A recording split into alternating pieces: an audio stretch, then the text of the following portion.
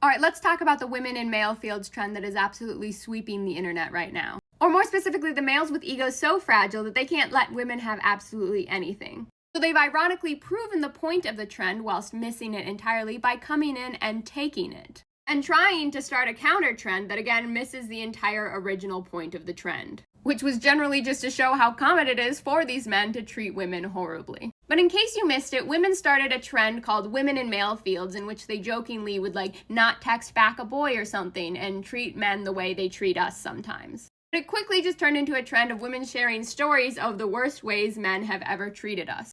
And as you can imagine, the stories got very out of hand very quickly. Women started sharing all sorts of different stories of schmishmush that men had put them through, along with, of course, your standard cheating, lying, and general awful sexist behavior. And perhaps the worst part is how many women actually related to many of these stories.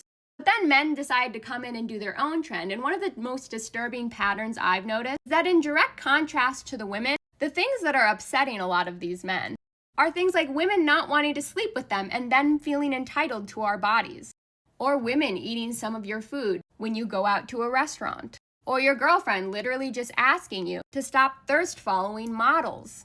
And once again, the most common trend of things that seem to upset these men who unfortunately all have platforms that then will be influencing younger generations is the fact that women have to come up with lies and different excuses to get out of getting with you or get away from you.